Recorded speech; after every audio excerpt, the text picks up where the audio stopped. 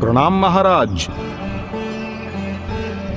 महाराज, आपके सैनिकों ने जो किया वो बिल्कुल भी उचित नहीं था। मैं कोई साधारण प्रजाजन नहीं हूं आपका। स्वयं को असाधारण पुकारने वाला कितना भी असाधारण क्यों ना हो, अपने गुण खोकर साधारण हो जाता है। कोयल कभी स्वयं की प्रशंसा नहीं करती, अपितु अन्य सभी उसके मधुर स्वर की प्रशंसा करते हैं। सूपकार जी, यदि ये सत्य है कि आपके पास वो असाधारण शक्ति है जैसा आप कह रहे हैं, तो मैं वचन देता हूं कि आपके सम्मान में कभी कोई कमी नहीं आएगी।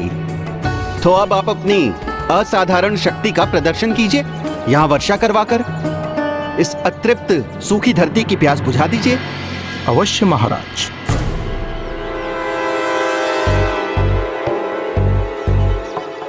महाराज के राजभवन के ऊपर अभी वर्षा हो जाए।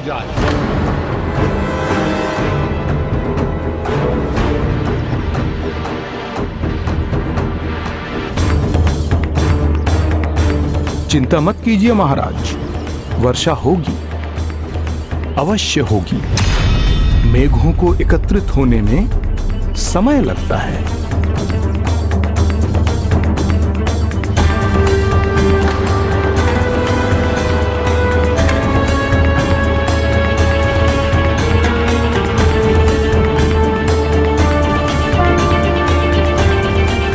मैंने कहा था ना महाराज, ये सब मनगढ़ंत प्रचार है। किसी व्यक्ति के पास भला इंद्रदेव की शक्ति कैसे हो सकती है? अब भ्रम फैलाने का दंड मिलना चाहिए सूपकार जी को। नहीं नहीं, भ्रम नहीं है ये। स्वयं इंद्रदेव ने वरदान दिया था। मैं पुनः कहता हूं, महाराज के राजभवन के ऊपर वर्षा हो।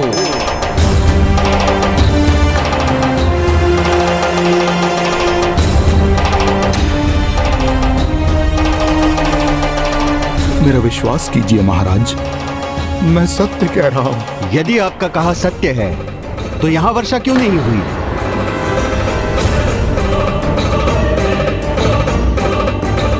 अवश्य ही मुझसे ही कोई भूल हुई है। इतने अहंकार से यहाँ आए थे, अब लज्जित होकर जाएंगे सूपकार महोदय। ये तो सत्य है, मेरा अहंकार ही मेरा दोष है, जिसके लिए प्रभु मुझे दंडित कर रहे हैं। सैनिकों, बंदी बना लो इन सूपकार जी को। हे प्रभु जगन्नाथ जी, मुझे क्षमा कर दीजिए। आपकी कृपा स्वरूप मुझे ये वरदान मिला और फिर भी मैंने अहंकार किया। मुझे क्षमादान देकर मेरी लाज बचा लीजिए। मुझ अहंकारी के लिए ना सही, अपने अन्य भक्तों के लिए ही इस क्षेत्र का सूखा दूर कर दे प्रभु।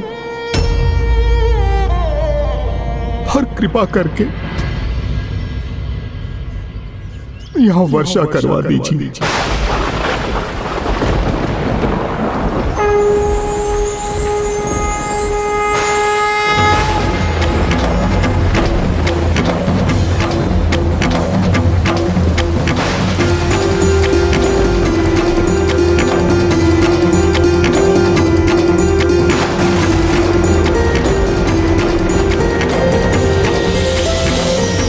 जय श्री जगन्नाथ, जय श्री जगन्नाथ, जय श्री जगन्नाथ। हे महान सूपकार जी, अब इस संपूर्ण अकाल पीड़ित क्षेत्र में भी वर्षा करवा दीजिए, विशेष रूप से वहां जहां मंदिर के लिए अन्न और वनस्पति उत्पन्न होती हैं। हे प्रभु, तो संपूर्ण अकाल पीड़ित क्षेत्र में वर्षा करने की कृपा कीजिए।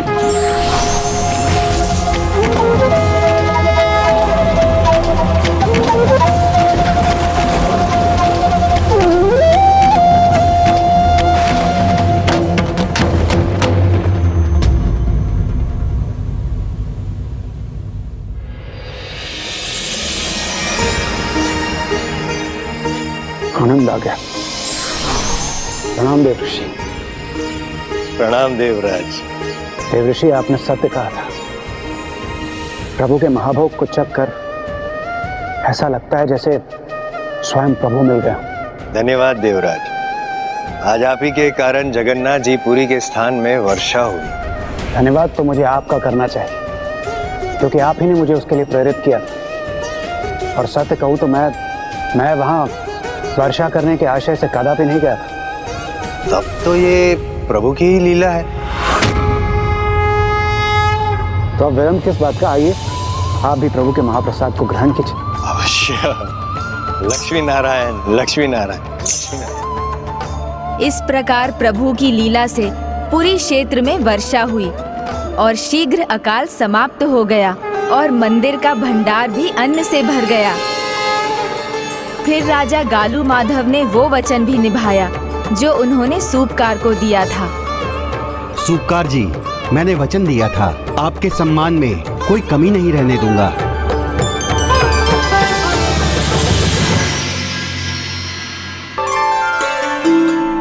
आज से आपको मेघमाल्या सुआर कहा जाएगा और इस उत्कल प्रदेश पर उपकार करने के लिए एक उपहार देना चाहूंगा।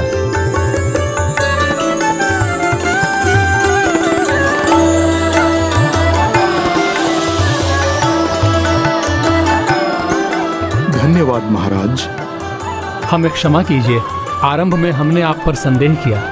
किंतु बस अब हमारी एक ही इच्छा है, आपके सम्मान में प्रभु के महाभोग में एक और व्यंजन स्वारपीठ जोड़ा जाए। मेरा एक और निवेदन है, मुझे वहां ले चलिए जहां से देवराज इंद्र ने प्रस्थान किया था।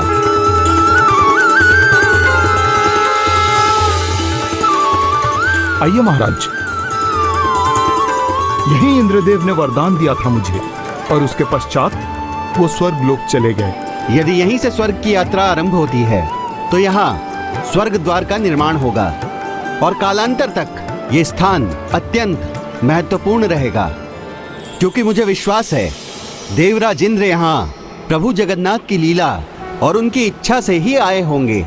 इसलिए इस स्थान से प्रभु के आशीर्वाद से ही यहाँ से स्वर्ग की यात्रा की जा सकती है।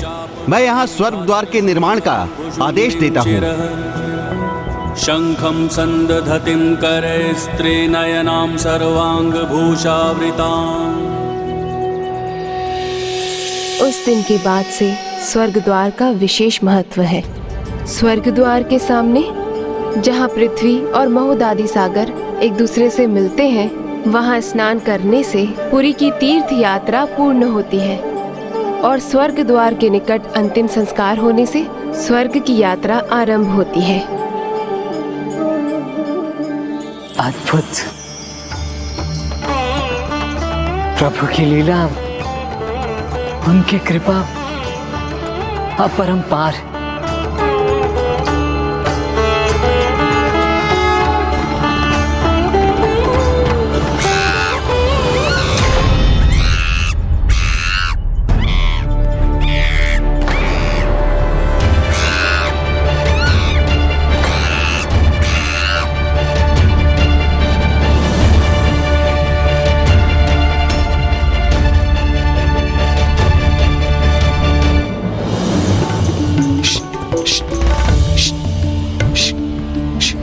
रुको पुत्र। किंतु माता, वो वानर, वो सारा महाभोग खा जाएगा। तो क्या हुआ पुत्र, इनकी आगमन की आशा में मैं अधिक महाभोग लाई हूँ। मैं इन्हीं की तो प्रतीक्षा कर रही थी। मुझे परोसने दो।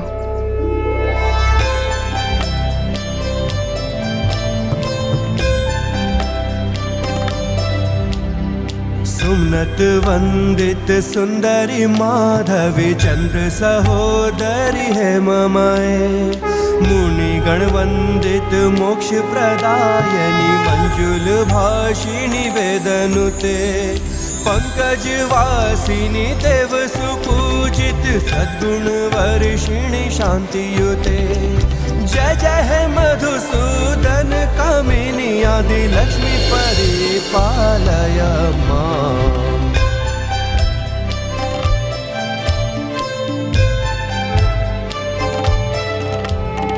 गिर समुद्भव मंगल रूपिणी मंत्र निवासिनी मंत्र नुते।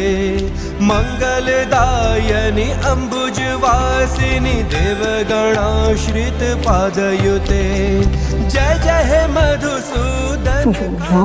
वो कोई साधारण वानर तो नहीं थे। सत्य है, वो असाधारण ही है। वो प्रभु के भक्त और सेवक महाबली हनुमान जी हैं। मैं प्रतिदिन उनके लिए महाभोग यहाँ लेकर आती हूँ, क्योंकि महाभक्त हनुमान जी का विशेष संबंध है स्थान से।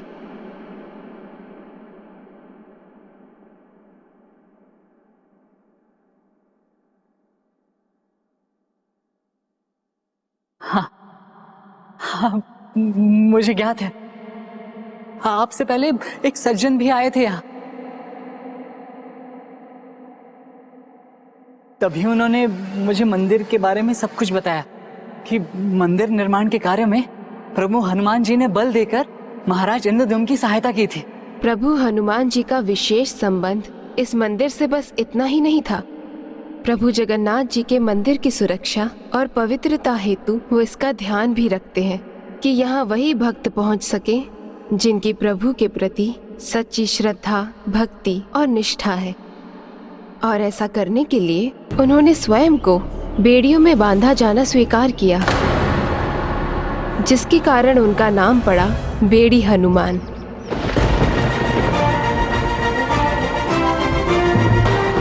बेड़ी हनुमान?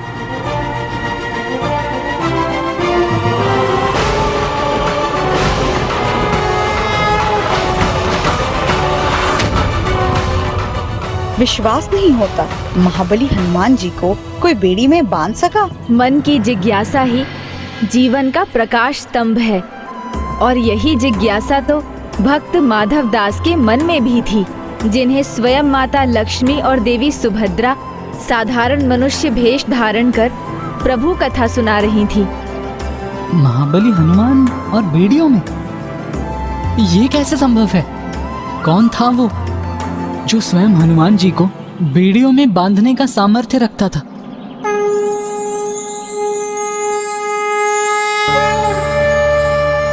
प्रभु के इस मंदिर की स्थापना में आरंभ से ही हनुमान जी की विशेष कृपा और मार्गदर्शन रहा है। मंदिर निर्माण से लेकर मूर्ति निर्माण तक उन्होंने समय समय पर सुझाव दिए।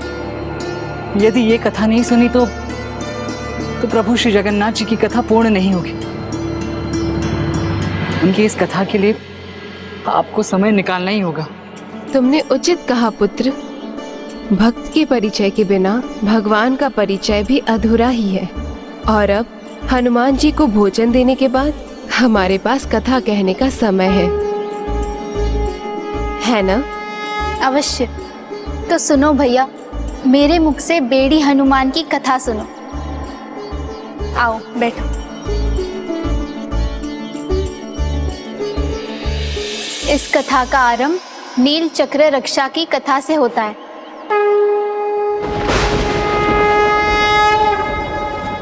महाराज इंद्रद्युम्न और महारानी गुंडेचा के जीवन काल के कुछ ही समय बाद अति विशाल महान महोदाती महासागर में प्रचंड तूफान आने लगा। ऐसे महासागर का स्वभाव ही होता है उग्रता। उस समय ऐसा लग रहा था जैसे उनकी उग्रता किसी कारणवश पराकाष्ठा पर थी और किसी विशेष प्रयोजन से ही प्रेरित होकर वो महासागर आगे बढ़ रहा था। विशेष प्रयोजन? किंतु सागर का कोई विशेष प्रयोजन कैसे हो सकता था? जब भगवान इतने निकट हो तो किसी का भी मन होगा उनके चरण स्पर्श करने का, और सागर भी यही चाहते थे।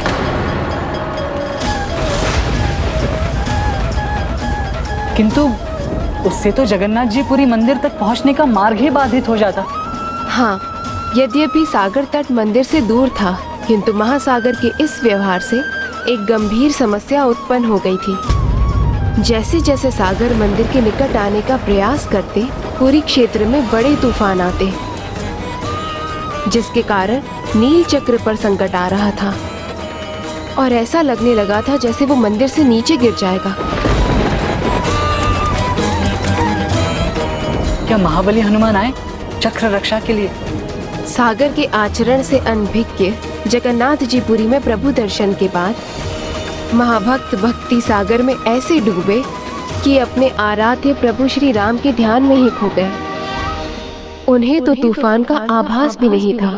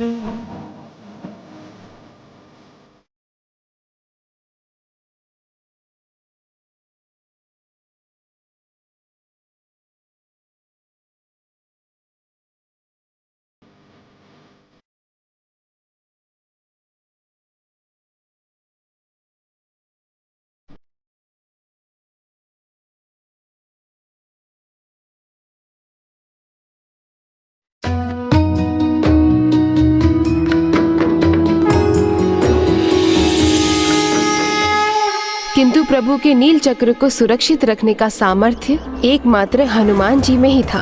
इसीलिए उनकी सहायता की आवश्यकता थी, क्योंकि तूफान थम नहीं रहे थे और तीव्र होते जा रहे थे। तब तो फिर किसी को हनुमान जी के पास जाकर उन्हें ये बताने की आवश्यकता थी। किंतु जब भक्ति की तंद्रा में हो तो उन्हें उनके ध्यान से बाहर लाने वाला कौन था? प्रभु के कार्य का, उनकी इच्छा पूर्ति का माध्यम तो उनका एक भक्त ही हो सकता है। तो उस समय जो असंख्य भक्त जगन्नाथ जी पुरी धाम यात्रा पर आए थे, उन्हीं में से एक थे वो योग्य भक्त।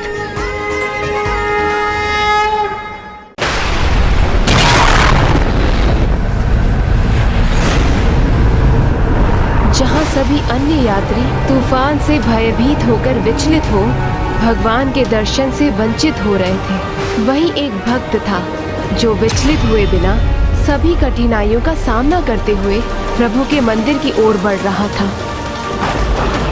भाई तूफान तो कम जा रहा है, पता नहीं क्या होगा।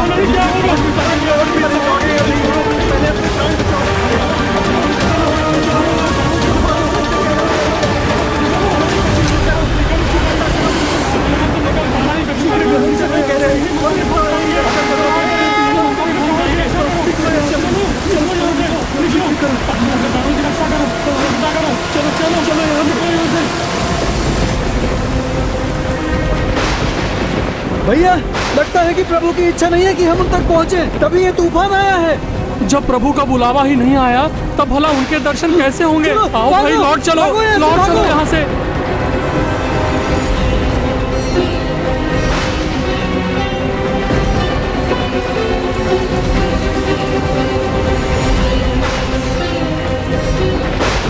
प्रभु की इच्छा है तो कुछ भी असंभव नहीं। यहाँ तक आया हूँ तो प्रभु की ही इच्छा है। अब तो उनके दर्शन करके ही लौटूंगा। कौन थे महान भक्त? श्री संत।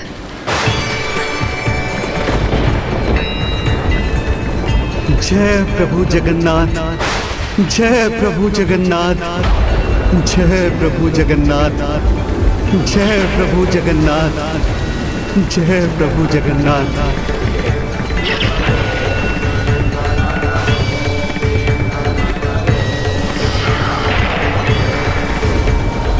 धन्य हुआ, आज आपके दर्शन पाकर मैं धन्य हुआ। अहो भाग्य मेरे। ये कैसा दुर्भाग्य है मेरा जो आज मैं प्रभु जगन्नाथ जी के दर्शन करने चला आया। ये क्या कह रहे हैं? प्रभु के दर्शन से तो दुर्भाग्य भी सौभाग्य बन जाता है। अरे कैसा सौभाग्य भैया, यहाँ तो प्राणों पर ही संकट छाया हुआ है। हाँ भाई, तूफान तो बढ़ता जा रहा है, पता नहीं क्या होगा। जीवित लौट भी सकेंगे अब यहाँ रहना उचित नहीं है। चलो चलो निकलो यहाँ से, चलो चलो चलते हैं। रुक जाइए, चलो, यहाँ से निकल पाना ही कठिन लग रहा है। रुक जाइए। अभी नहीं गए तो यही मंदिर में फंसे रह जाएंगे। शांत हो जाइए सब, प्रभु की शरण में आए हैं, कुछ नहीं होगा हमें। प्रभु के दर्शन के लिए आए थे तो उन पर विश्वास रखिए। प्रभु कभी भी अपने भक्तों को क्षति नहीं पहुंचने देंगे। अतः चिंता छोड़कर प्रभु की पूजा कीजिए, भजन गाइए उनका।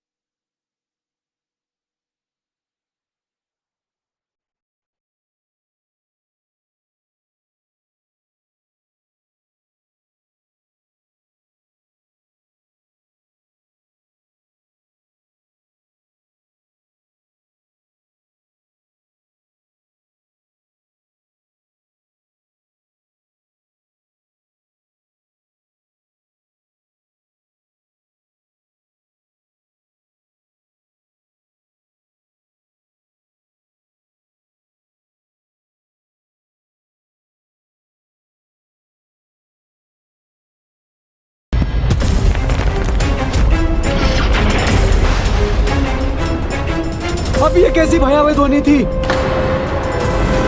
सुनो सुनो, मंदिर का नील चक्र भी गिरने वाला है। यहाँ रुकना उचित नहीं होगा। हाँ, हमें यहाँ से चलना चाहिए। रुक जाइए, मैं कह रहा हूँ चिंता की कोई बात नहीं है। चिंता क्यों करते हैं भैया? जब मंदिर का नील चक्र ही है तो हम लोग कैसे सुरक्षित होंगे? इनकी बातों में मत आओ। रुक जाइए, धैर्य रखिए, कुछ नहीं होगा हमें। जा रहा है, शीघ्रता करो, शीघ्र, जल्दी करो। हे प्रभु, हमारी सुरक्षा कीजिए प्रभु।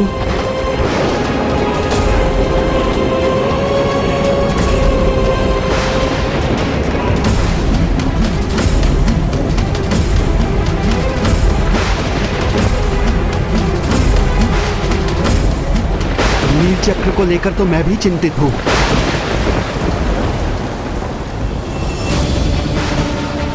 ये उचित नहीं।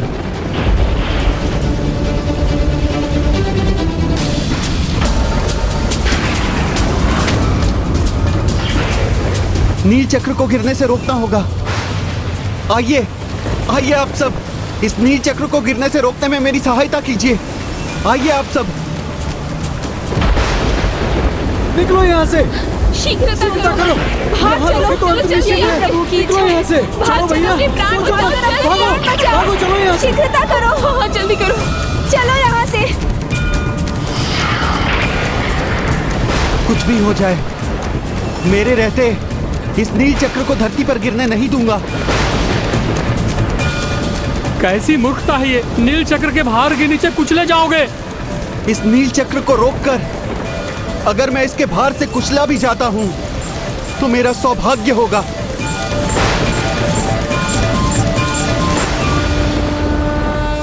नील चक्र विशाल ही नहीं, अति भारी भी है। तो फिर उसके गिरने को भला कोई एक मनुष्य अपने हाथों से कैसे रोक सकता था? ये आत्मविश्वास नहीं, अति विश्वास है। नहीं पुत्र, ये उस महान भक्त की अडिग भक्ति थी। ये कैसी विचित्र भक्ति थी गजानन? विचित्र नहीं, अद्भुत और अटूट भक्ति थी ये। भक्त को भगवान पर जब पूर्ण विश्वास हो तो वो ऐसा ही करते हैं, और ऐसी भक्ति में अपार शक्ति होती है। ये सत्य है। श्री संत स्वयं इतने भारी नील चक्र को नहीं थाम सकते थे, किंतु उनकी भक्ति की शक्ति को कोई नहीं रोक सकता था। अरे अरे, मानसिक संतुलन भंग हो गया है इसका। जब बुद्धि आएगी तो स्वयं भाग निकलेगा यहाँ से। प्रभु, आप अकेले ही संसार का भार वहन करते हैं, तो क्या मैं आपके लिए इतना भी ना करूं? सभी मुझे मूर्ख समझते हैं तो समझे, लेकिन आपकी भक्ति ही मेरे जीवन का परम ध्येय है। मैं अकेले तो इस नील चक्र को नहीं संभाल सकता, लेकिन इसे धरती पर मैं गिरने भी नहीं दे सकता। अगर ये नील चक्र गिरा तो ये स्वयं आपका अपमान होगा और आपके भक्तों को एक अनुचित संदेश जाएगा। ये मैं कदापि नहीं होने दूंगा। इसलिए प्रभु, मुझे बल दीजिए या मेरा मार्गदर्शन कीजिए। मेरा मार्गदर्शन कीजिए प्रभु।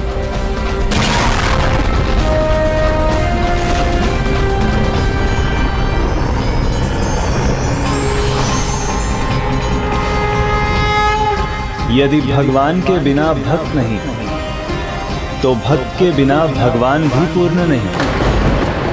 भक्त श्री संत, इस कार्य के लिए सबसे उपयुक्त और योग्य भक्त कौन है, ये तुम भली भांति जानते हो।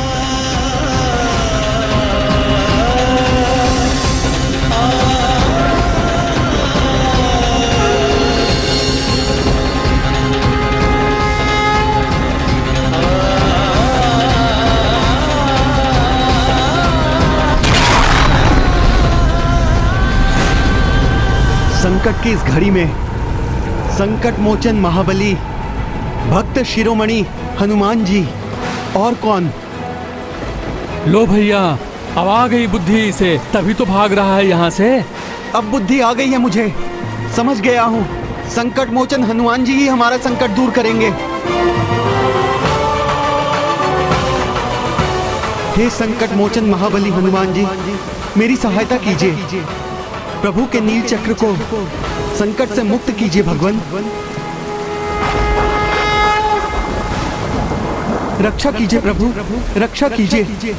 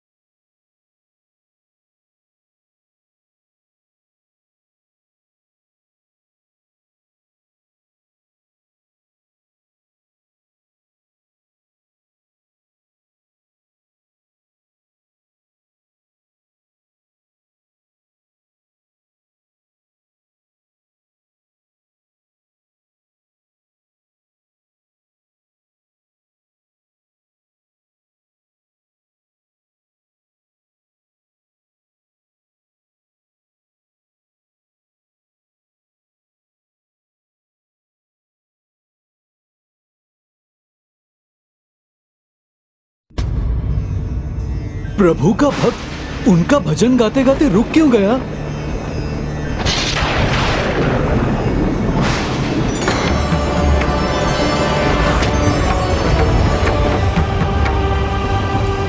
हे संकट मोचन महाबली हनुमान जी, मेरी सहायता कीजिए। प्रभु के नील चक्र को संकट से मुक्त कीजिए भगवान।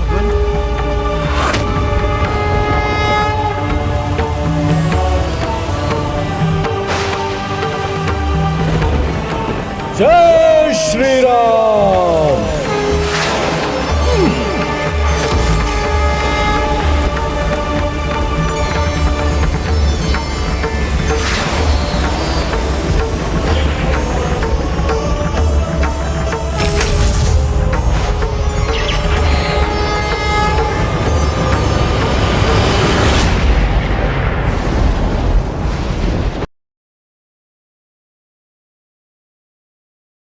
जय श्री राम।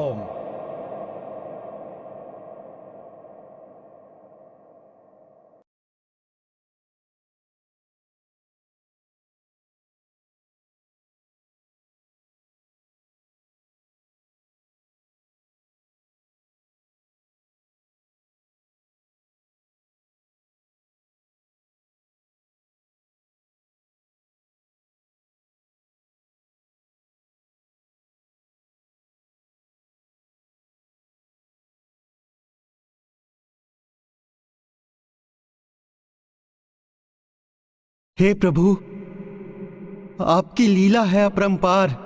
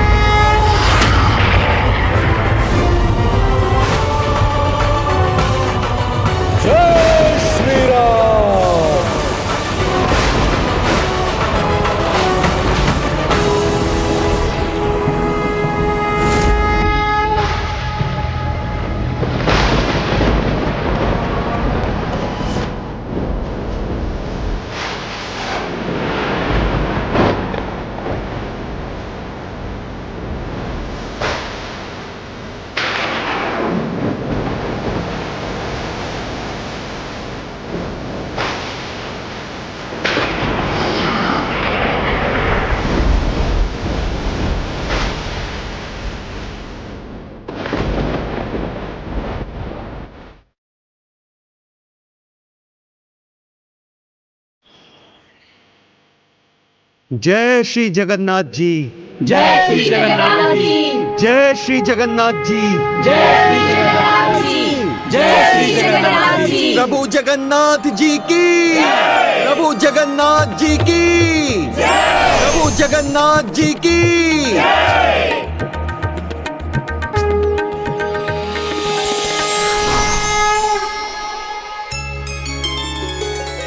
प्रणाम प्रभु। मुझे ज्ञात था भक्त हनुमान तुम अवश्य आओगे। प्रभु का काज हो और हनुमान ना आए? प्रभु ये भला कैसे संभव है? मेरे तो जन्म का उद्देश्य ही है प्रभु का काज। भक्त हनुमान मेरे प्रतीक मेरे मंदिर के नील चक्र को थामने के लिए तुमने अपने अष्टभुज स्वरूप को प्रकट किया। आज के बाद मेरे जगन्नाथपुरी मंदिर के उत्तरी द्वार पर तुम इसी रूप में पूजे जाओ।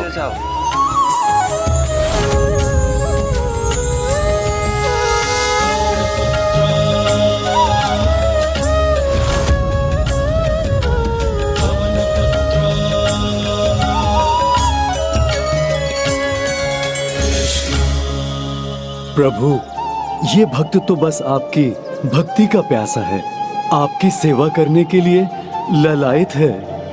मैं वचन देता हूँ प्रभु, आज के बाद मैं यहाँ आपके मंदिर का कवच बनूंगा।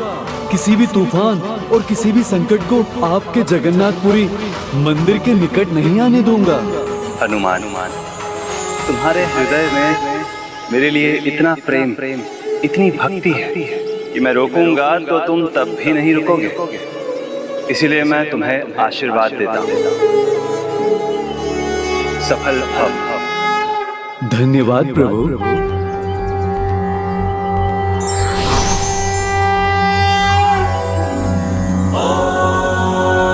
हनु हनु हनु हनुमंत हठीले बैरहि मारु वज्र की कीले। ओम भीम भीम भीम हनुमंत कपीसा। ओम हुन हुन हुन हनु हरिउर सीसा। हम हाथ देत कपि चंचल। ओम सम सम सहज बराने बलदल। प्रणाम प्रभु। कल्याण हो भक्त श्री संत। प्रभु मेरी गुहार सुनकर मेरी सहायता हेतु आने के लिए आपको अनेकों धन्यवाद। धन्यवाद तो मुझे करना चाहिए तुम्हारा श्री संत। तुमने तो प्रभु कार्य के लिए मुझे पुकार कर उनकी सेवा का एक और अवसर दिया है। आज के बाद यहाँ मेरे किसी भी मंदिर में आकर जो कोई भी प्रभु श्री राम या प्रभु जगन्नाथ का भजन गाएगा तो उसकी प्रार्थना सुनकर मैं उसकी सहायता और रक्षा के लिए किसी न किसी रूप में अवश्य आऊंगा। भले ही भक्त मुझे उस रूप में पहचान सके अथवा नहीं। अब मुझे प्रभु कार्य के लिए जाना चाहिए। प्रभु कार्य? किंतु वो तो संपन्न हो गया था ना गजानन। नील चक्र की रक्षा तो उन्होंने कर ली थी, किंतु समुद्र को मंदिर पहुंचने से रोके बिना उनका कार्य पूर्ण नहीं हुआ था। ये हनुमान जी को भी ज्ञात था।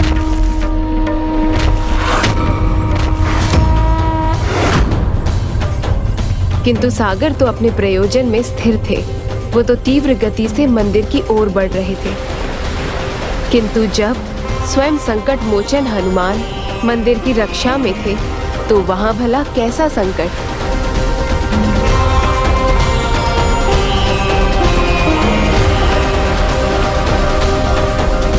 जय श्री राम।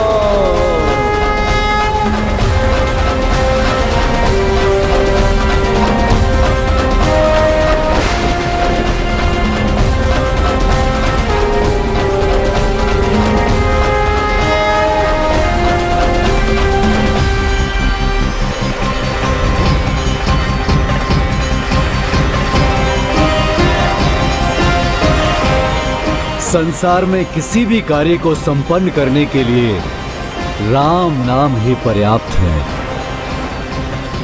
इसलिए आप फिर आगे बढ़ने का साहस मत कीजिएगा।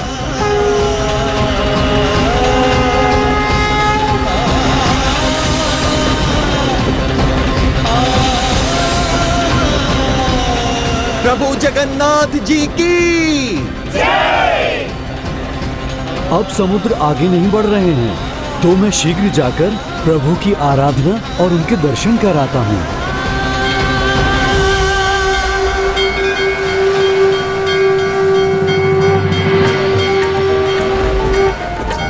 जय श्री जगन्नाथ जी, जय श्री जगन्नाथ जी। प्रभु जगन्नाथ जी की, प्रभु जगन्नाथ जी की, प्रभु जगन्नाथ जी की।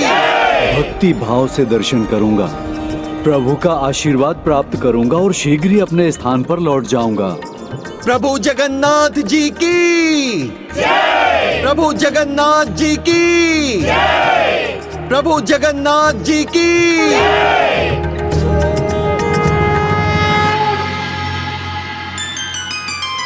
अधिक समय मत लगाना यहाँ, पादुकाएं मूल्यवान हैं, कहीं चोरी हो गई तो?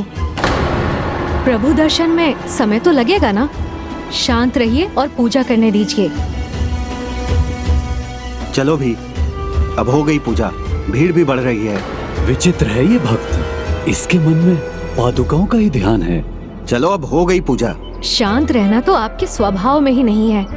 पता नहीं किस खूंटे से गठबंधन कर दिया पिताजी ने मेरा, पूजा तक शांति से नहीं करने देते। चलिए। पता नहीं इतनी देर में कोई और मेरी पादुकाएं पहन कर ना चला गया हो। भगवान के मंदिर में ऐसा मोह, ये उचित नहीं, इसे तो रोकना होगा मुझे।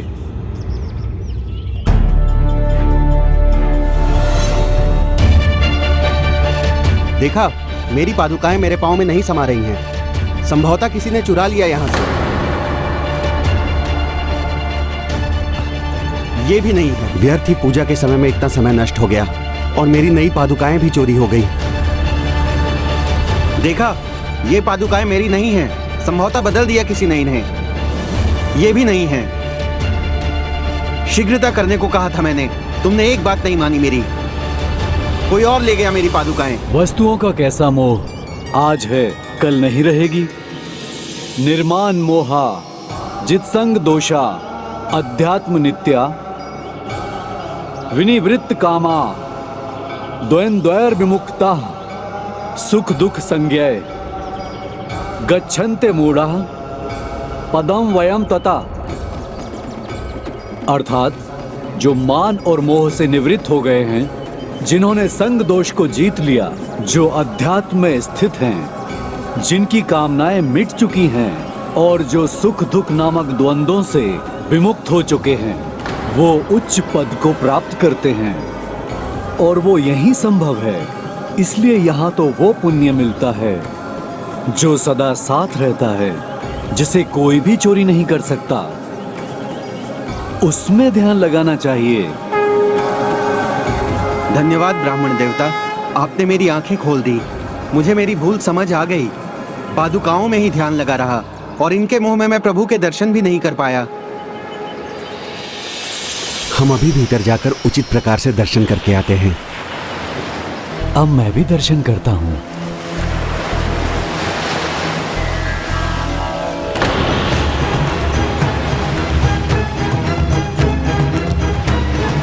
तो सागर तो फिर यहाँ पहुंच रहे हैं।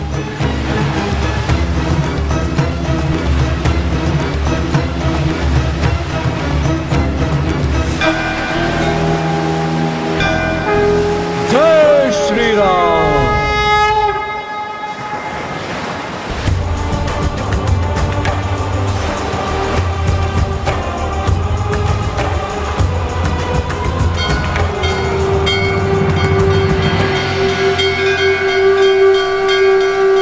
सागर जी, आप शांत और स्थिर रहिए, जिससे मैं मेरे प्रभु के दर्शन कर सकूं। धन्यवाद सागर जी।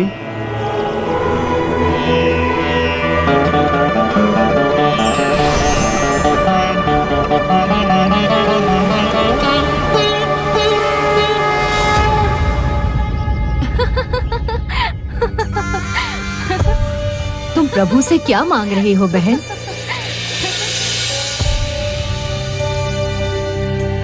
मुझे तो महाप्रभु से मात्र एक बड़ा सा भवन चाहिए।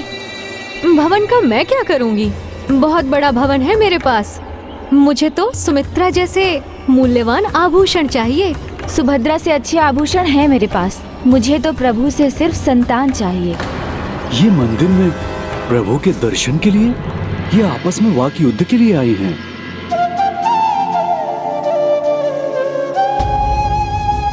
पुजारी जी, ये प्रभु के चरणों के पुष्प है ना? तब आप मुझ पर एक कृपा कीजिए। प्रभु के आशीर्वाद के रूप में यहाँ उपस्थित सभी भक्तों पर इनकी वर्षा कर दीजिए। एक भी पुष्प यदि झोली में आ गया तो प्रभु की कृपा पाने की कामना पूरी हो जाएगी। जय श्री जगन्नाथ।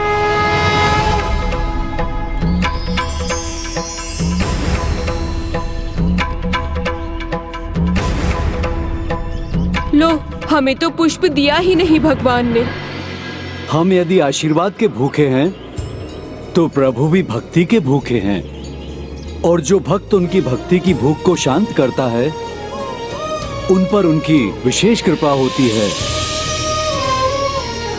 किंतु आपने क्या किया? आई तो थी भक्ति और दर्शन करने के लिए, और उसके स्थान पर आप अन्य बातों में उलझी रहीं। इसीलिए तो आप प्रभु की विशेष कृपा से वंचित रह गईं। कामनाओं का कोई भी अंत नहीं। यदि हम ईश्वर को कुछ कहते हैं तो हमें भी उनकी सुननी चाहिए। जब आप सब लोग प्रभु की बात ही नहीं सुन सकती तो आशीर्वाद की कामना कैसे कर सकती हैं?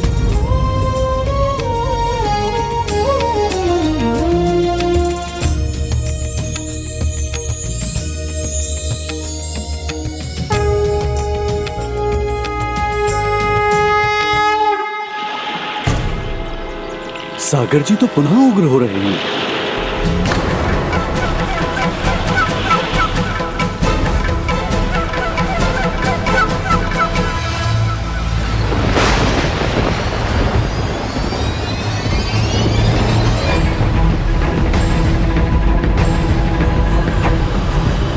समुद्र जी, मैं अभी तक एक बार भी प्रभु के दर्शन नहीं कर सका।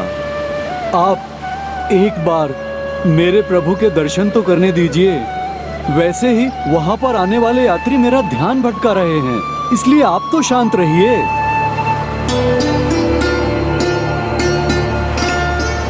इस बार प्रभु के दर्शन अवश्य करूंगा मैं।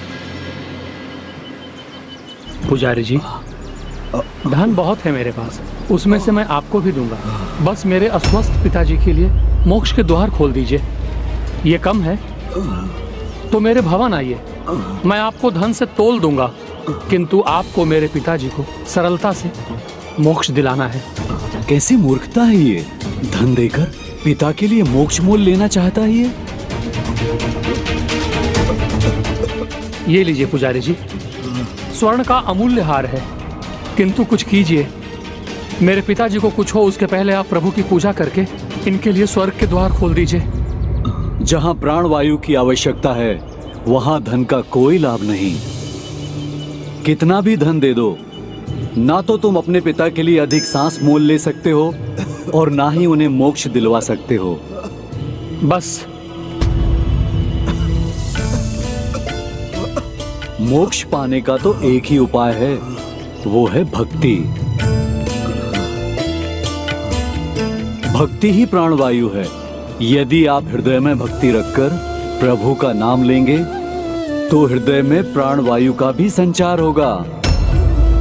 हरि ओम, हरि ओम, हरि ओम, हरि ओम।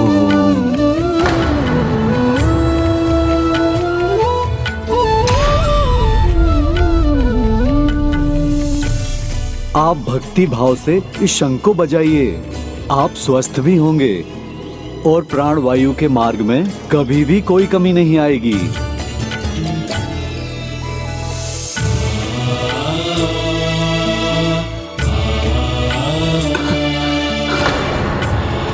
आप प्रभु जगन्नाथ जी का नाम लेकर बजाइए, अवश्य बजेगा।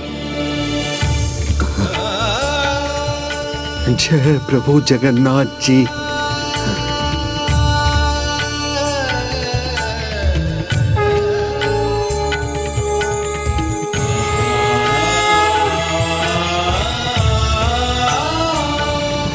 अद्भुत, पिताजी कुशल हो गए।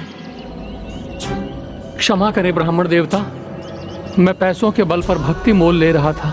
आप मेरे नहीं, प्रभु के चरण स्पर्श करके उनसे क्षमा याचना करें। उनके दर्शन करने आए हो वत्स, और वो ही मोक्ष प्रदान कर सकते हैं। जिस प्रकार जीवित रखने वाली श्वास को मोल नहीं लिया जा सकता, वैसे ही मोक्ष प्राप्ति का कोई भी सरल मार्ग नहीं है।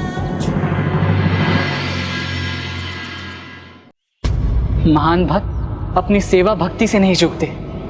श्री राम भक्त हनुमान जी सभी भक्तों का मार्गदर्शन करने लगे, जबकि उन्हें स्वयं प्रभु का दर्शन नहीं हुआ। यही तो उनकी महानता है, जिनके सामने हम सभी नतमस्तक हैं। और जिस प्रकार वो सभी को ज्ञान प्रदान कर रहे थे, उससे कुछ महान होने वाला था। महाभक्त हनुमान जी ने ये सुनिश्चित कर दिया था कि उस दिन से कोई भी भक्त प्रभु के मंदिर आए तो वो बिना किसी भटकाव के सच्ची भक्ति के साथ वहाँ पहुँचे। किंतु ये कैसे किया उन्होंने?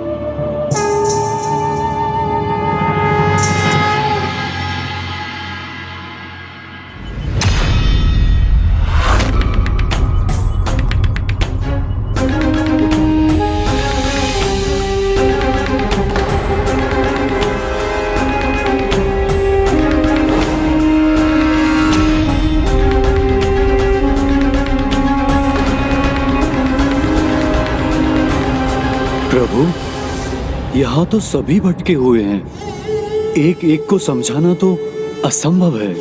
अब आप ही कोई मार्ग दिखाइए। मंदिर में होने पर भी ये सभी लोग विकारों से ग्रस्त क्यों हैं? यहाँ तो इनके मन में केवल एक ही विचार होना चाहिए, प्रभु की भक्ति का।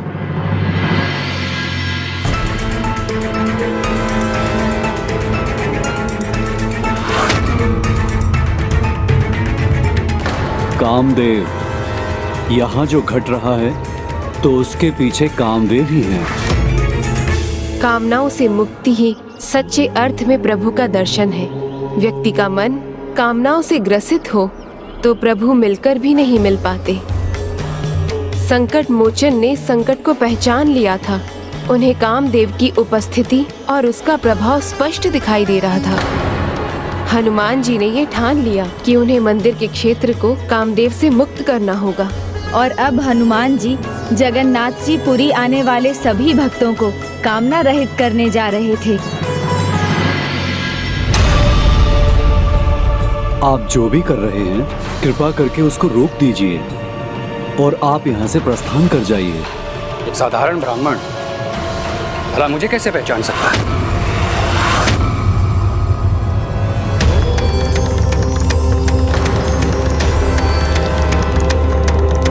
ये सब क्या है?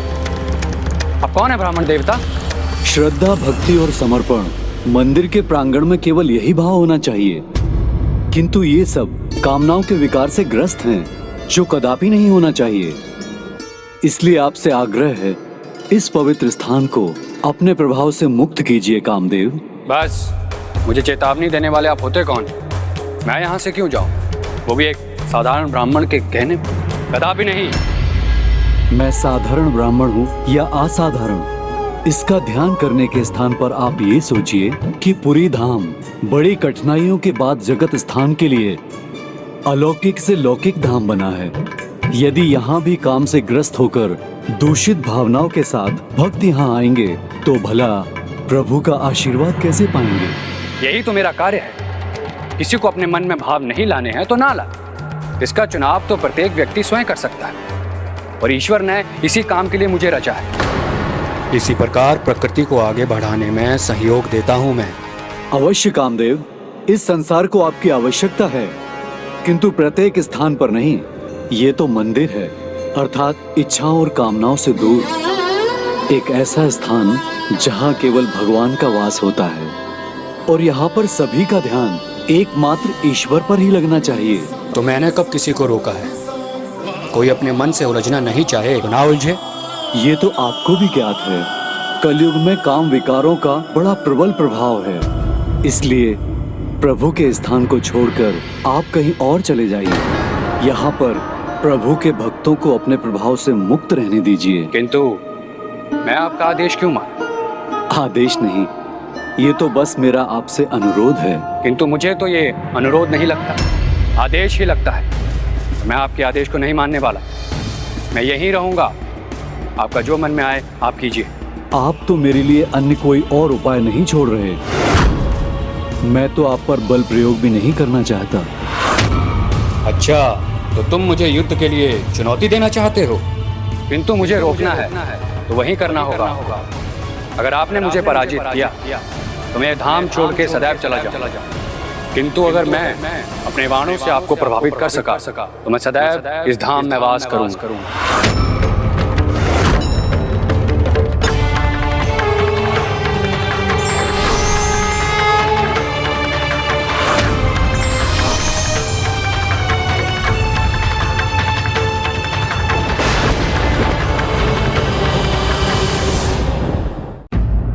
कामदेव, आप एक बार पुनः विचार कर लीजिए। आप मुझे अपना कार्य करने से नहीं रोक सकते हनुमान जी। मैं अभी भी अपनी चुनौती पर अड़िग हूँ। मेरे बाणों के प्रभाव से कोई नहीं बच सकता। उचित है, फिर मुझे आपकी चुनौती स्वीकार है। तो फिर प्रथम बार आप ही कीजिए हनुमान जी।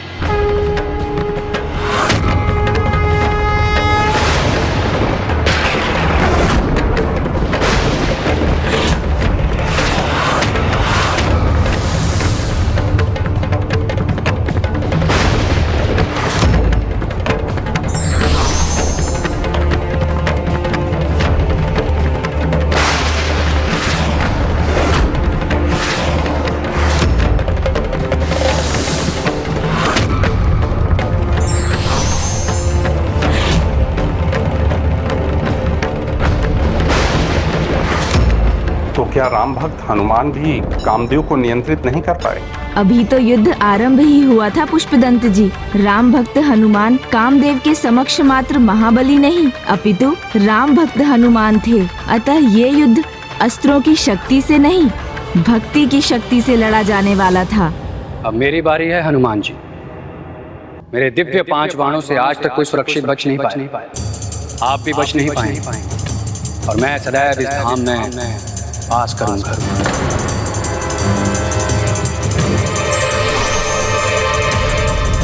उत्पादन बाण। ये बाण शरीर में उत्तेजना उत्पन्न कर कामना को जागृत करता है। ये मेरे 5 बाणों में से प्रथम और अचूक बाण है। इसका कोई काट नहीं।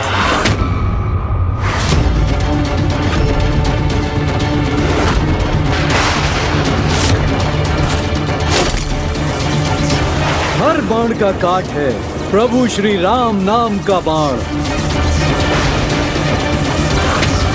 जय श्री राम।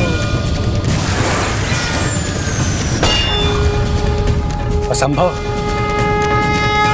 अभी 4 बाण शेष हैं हनुमान जी। शोषण बाण। ये वो बाण है जो शरीर में कामना को अग्रसर करता है।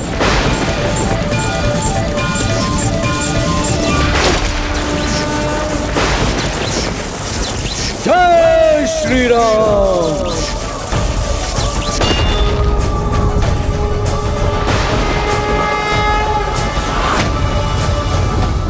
तापन बाण।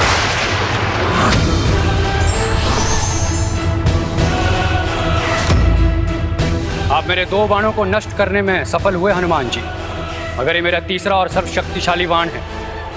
इसको आपकी गदा भी नहीं रोक पाएगी। मैं आपको फिर कहता हूँ, अभी भी समय है, आप लौट जाइए, नहीं तो प्रभु श्री राम का नाम लेते ही आपका ये अति बलशाली बाण भी व्यर्थ हो जाएगा।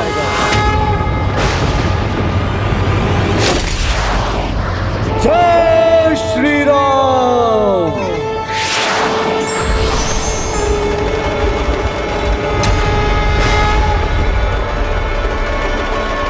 अभी 2 बाण शेष हैं हनुमान जी। अपना बचाव कीजिए। सम्मोहन बाण। जहां प्रभु श्री राम का नाम, वहां गदा का क्या काम। जय श्री राम।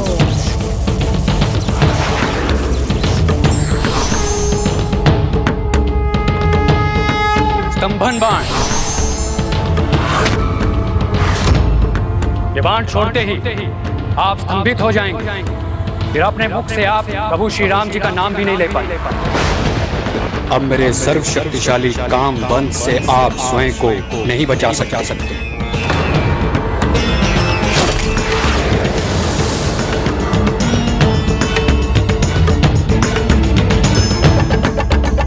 देखा हनुमान जी, आप मेरे स्तंभन में आ ही गए।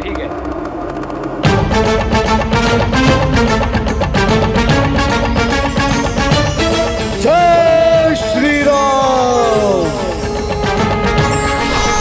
जय श्री राम।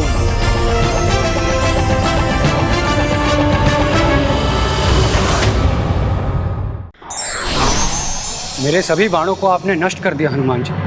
ऐसा तो आज से पहले कभी नहीं हुआ था। आज से पहले और आज के बाद, भूत में भी, वर्तमान में भी और भविष्य में भी, जहाँ हनुमान है वहीं प्रभु श्री राम का नाम है। भक्त हनुमान को प्रभु श्री राम का नाम लेने से कोई भी नहीं रोक सकता। कामदेव,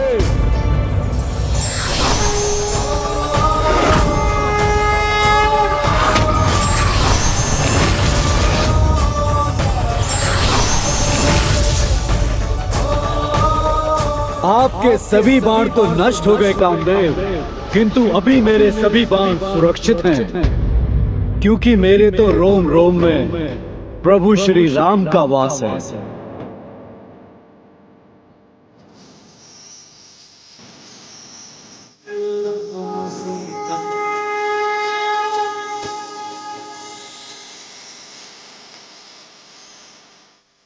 आपने सर्वथा उचित कहा हनुमान जी, खुद से भूल हो गई। मैं भूल गया था कि भक्ति भाव से बड़ा कोई भाव नहीं। एक भक्त को मंदिर में भक्ति के अतिरिक्त और किसी भाव के साथ नहीं जाना चाहिए। मुझे क्षमा कर दीजिए। मैं वचन देता हूं कि मैं आज के बाद इस धाम में कभी लौट के नहीं आऊं। और जो भक्त आपकी पूजा करेगा, मैं सदा के लिए उन्हें किसी भी स्थान पर अपने प्रभाव से मुक्त कर दूंगा।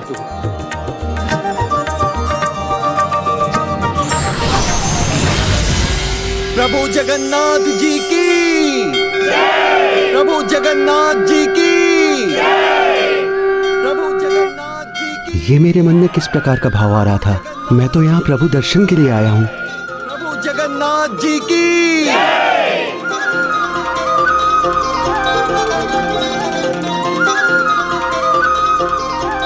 अब प्रभु दर्शन के लिए जो भी यहाँ आएंगे, काम विकारों से मुक्त होकर आएंगे, भक्ति के पावन भाव से ओतप्रोत होकर आएंगे और उनके मुख पर प्रभु का नाम होगा।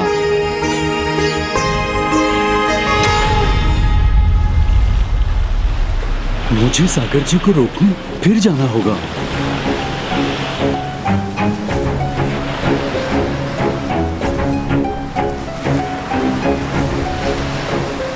जय श्री राम, जय जगन्नाथ।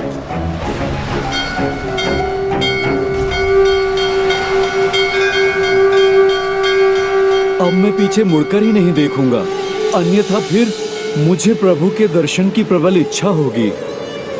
मैं प्रभु के मंदिर जाने से स्वयं को रोक नहीं सकूंगा। प्रभु जगन्नाथ जी की जय। प्रभु जगन्नाथ जी की जय। प्रभु जगन्नाथ। प्रभु, इस भक्त का मन नहीं मानता। रह रहकर आपके दर्शन करने की इच्छा से विचलित हो रहा हूं मैं, और इधर ये समुद्र जी जो हैं, वो अवसर मिलते ही तूफान खड़ा कर देते हैं। तो प्रभु, इस बार मेरे स्थान पर आप ही आ जाइए और इस भक्त को दर्शन प्रदान करके तृप्त कर दीजिए। प्रभु, प्रभु, प्रभु मुझे दर्शन दीजिए, दर्शन दीजिए मुझे प्रभु। प्रभु, प्रभु मुझे दर्शन दीजिए, दर्शन दीजिए मुझे प्रभु।